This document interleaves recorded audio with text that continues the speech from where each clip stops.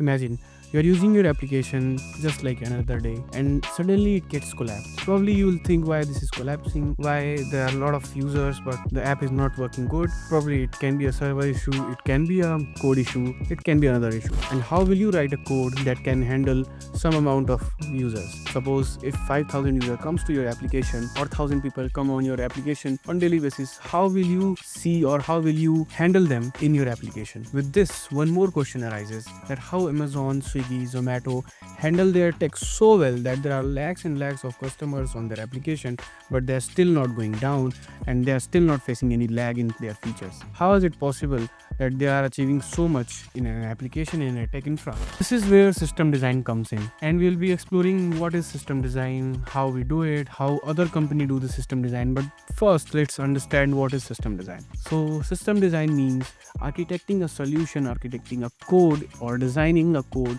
in such a way that it can handle a lot of users, it can perform well, it can use less memory, and it should be scalable also. This is the complete study of how we design a architecture of the code, or how we design a code so that it should be scalable, fast, and less memory consumption. If we talk about in terms of tech, system design means a lot of things. If you are planning how you will send the data, how will the user react to it, how the features will work, and how you will handle all these things, all the API request, all the customer data, how you will going to handle all these things is system design. And you think about this in day-to-day life, but you don't realize that you are doing system design. When people say that I am good in system design and I'm bad in system design, what does that mean? So if someone is creating a feature and they are not thinking about the scalability, how secure is the application, how scalable it is, how fast it will be, and they're just developing the feature mindlessly, then they are not following the good system design. Good system design, or I can say system architect,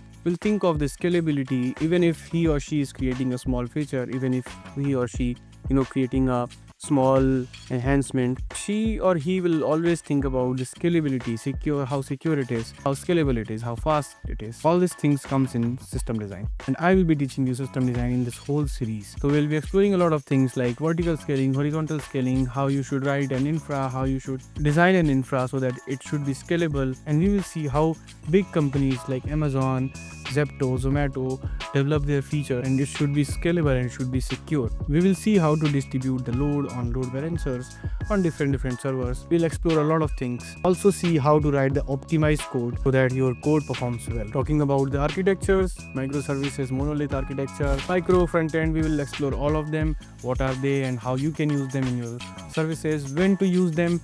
All these things we will be going to explore in this series.